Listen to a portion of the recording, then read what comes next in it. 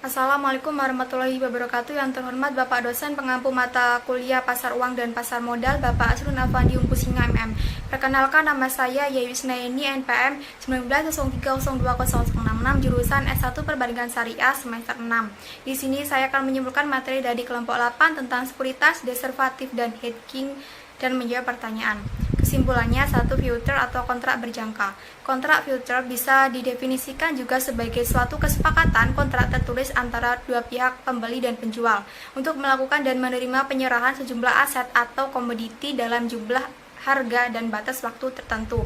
2. Kontrak forward atau kontrak serah. Kontrak serah merupakan transaksi yang didasarkan atas persetujuan kedua pihak untuk menjual dan membeli aset pada waktu yang ditentukan. Transaksi ini diikuti dengan penyerahan barang sesuai dengan waktu yang spesifikasi yang disetujui. 3. Hedging atau lindung nilai. Hedging adalah strategi investasi yang digunakan dengan tujuan untuk melindungi portofolio investasi Anda minus atau mengurangi risiko dari hal-hal yang tidak diinginkan. Jenis-jenis hedging atau lindung nilai.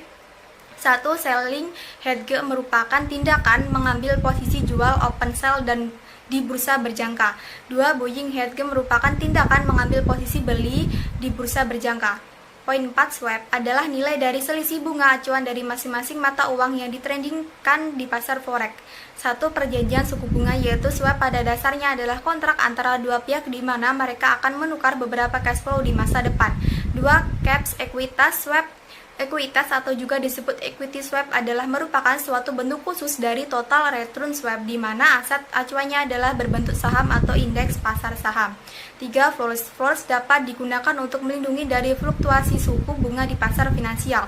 Dikenal perjanjian di mana satu pihak dengan suatu premi atau fee setuju untuk mengkompensasi pihak lainnya jika suatu referensi yang disepakati berbeda dengan tingkat yang ditentukan terlebih dahulu. Poin 5. Kontrak future LG45 di BI. Kontrak berjangka atau future adalah kontrak untuk membeli atau menjual suatu underlying dapat berupa indeks saham obligasi. LG45 future merupakan janji untuk menjual atau membeli kontrak indeks efek LG45 dengan penyelesaian di waktu yang akan datang yang mewajibkan setiap pihak untuk memenuhi perjanjian tersebut pada saat jatuh tempo. Poin ke-6. Kontrak future untuk komoditas di BBJ. Selain BI, ada pula PT Bursa Berjangka Jakarta BBJ, yaitu wadah transaksi untuk kontrak berjangka. Secara umum, adalah pasar terorganisir untuk produk derivatif, yaitu produk turunan dalam ranah keuangan dan investasi, misalnya emas dan migas. Poin ke-7, pasar spot adalah pasar di mana perdagangan berlangsung untuk pengiriman segera. Contoh pasar spot adalah pasar surat berharga, komoditas, dan valuta asing. Selanjutnya di sini saya akan menjawab pertanyaan yang bertanya di kelompok 8.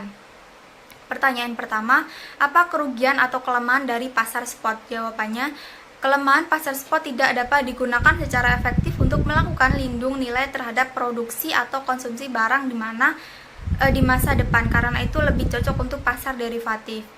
Pertanyaan kedua, mengapa perusahaan memerlukan instrumen derivatif? Jawabannya, dalam pelaksanaannya, instrumen derivatif memiliki 3 kegunaan utama, yaitu untuk meminimalisasi risiko seperti naik turunnya suku bunga, kurs mata uang, harga saham, dan harga komoditi melalui suatu mekanisme yang disebut hedging atau lindung nilai. Kedua, sebagai sarana spekulasi dalam rangka mencari keuntungan dari selisih harga yang memanfaatkan market timing. Poin ketiga, serta sebagai langkah arbitrase, yaitu aktivitas membeli sekaligus menjual produk di dua pasar yang berbeda, yaitu bisa juga membeli dua produk yang berbeda kemudian dijual di pasar yang sama yang bertujuan untuk mendapatkan keuntungan tanpa risiko. Pertanyaan ketiga, mengapa hedging atau lindung nilai ini sangat penting untuk dilakukan pada strategi investasi? Jawabannya, tujuannya penggunaan hedging adalah melindungi kondisi finansial seseorang dan memberikan keuntungan. Dengan demikian, meskipun terjadi perubahan tidak terduga, risiko yang ditanggung tidak terlalu besar. Mengacu pada hal tersebut, bisa dipastikan bahwa hedging adalah alat bantu atau strategi untuk meminimalisir. Sekian penjelasan yang bisa saya sampaikan. Apabila ada salah kata, saya mohon maaf. Saya akhiri. Wassalamualaikum warahmatullahi wabarakatuh.